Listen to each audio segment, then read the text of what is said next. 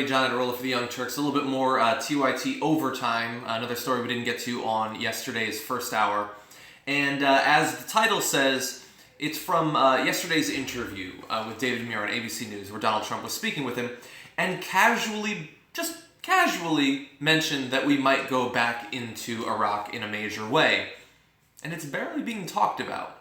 It seems like that would be big news.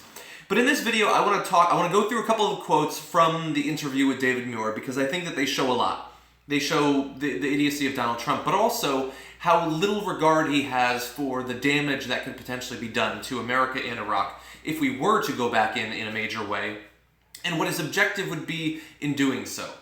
And so this section started off because David Muir was asking him about his constant quotes from throughout the campaign that we should have taken Iraq's oil. And Trump says this: "We should have taken the oil. You wouldn't have ISIS if we took the oil. Now, I wasn't talking about it from the standpoint of ISIS because the way we got out was horrible. We created a vacuum and ISIS formed.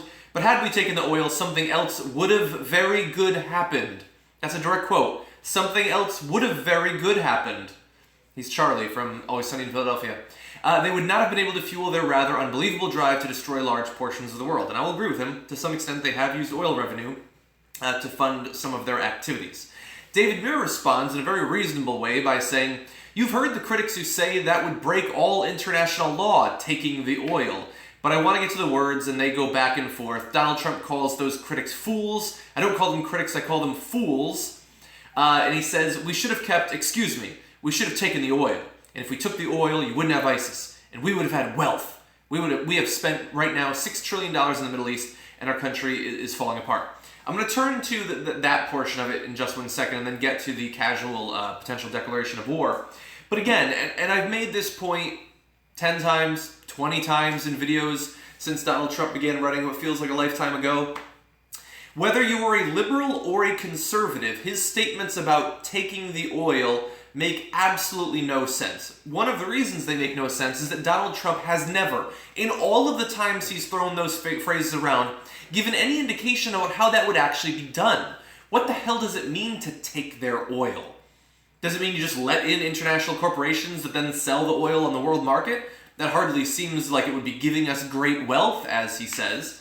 The only thing that would allow us to take the oil and give us great wealth is if we send in American soldiers to operate oil derricks to take the oil out of the ground and then sell it and use the proceeds for the American people, or perhaps hand out barrels of oil door to door, which of course would be a weird form of socialism, more direct than any I've ever seen. So for his idea to make any sense, it has to be an incredible form of socialism, but I doubt he's even thought that through enough. You say something like take the oil because some guy who doesn't follow politics hears that and says, yeah, why shouldn't we have gotten what was theirs? Not because it makes any sense whether you're a liberal or a conservative. But let's continue. He then goes on to say, since we've spent $6 trillion in the Middle East, he attempts to divert by going through all of the things that we don't have money for here in the U.S. He says, our roads, our bridges, our schools are falling apart.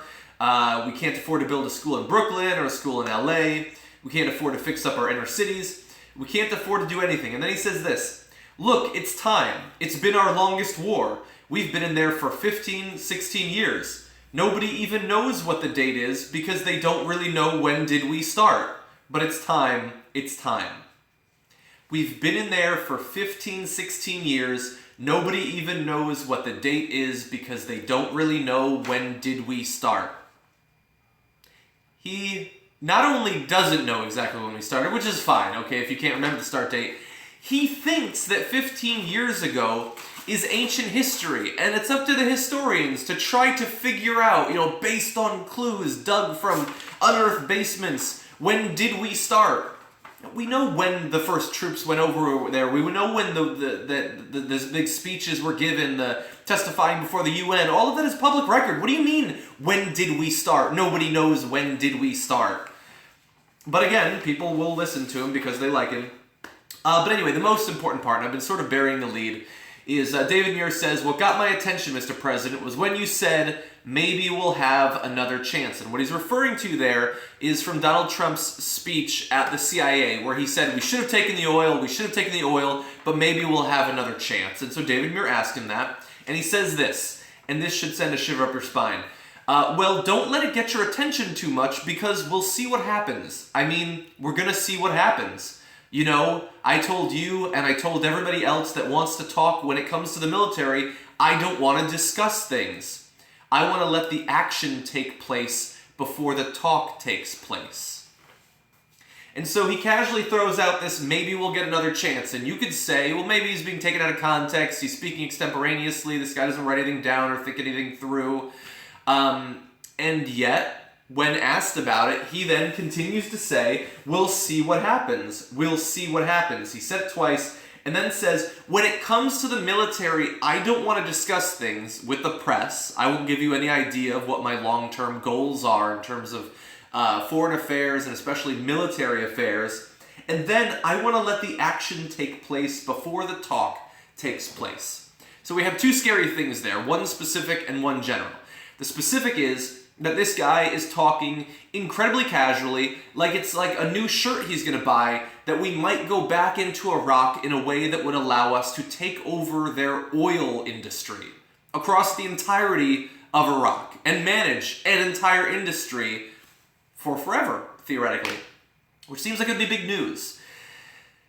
And in terms of that, look, he has gotten a lot of credit, and I have no idea why. I have no idea why he has gotten credit throughout the primary and the general election as being a guy who's going to get us out of our foreign entanglements and not involve us in wars. And people seem to think that that's so because he wants to stop refugees from coming in and he wants to build a wall at the southern border.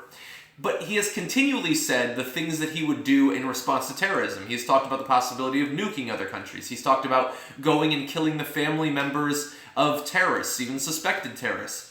He has literally said, I am the most militaristic person ever.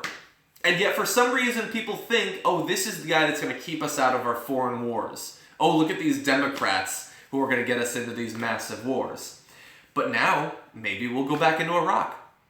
And then aside from the specific threat there, we also have the more general problem of this is a guy who says he doesn't need to talk about potential wars before he does them. He doesn't need to tell the media about it. He doesn't need to tell you about it. And if you're a Donald Trump supporter, I'm sure that you'll find some mental gymnastics that will let you sync that up with what you believe about the world. Well, yeah, it's the element of surprise. No, he's surprising you. You won't know before your kids and family members might be sent overseas into a war that the American people have had no chance to discuss or have their voice heard on. And he is laying that out now. In the first week of his presidency, I want to let the action take place before the talk takes place. And when that action takes place, what do you think we'll find out about it? We already know that he and representatives of his administration cannot be relied upon to give accurate numbers of people who are in a crowd at inauguration. When people start dying overseas, you think he's going to give us accurate counts of that?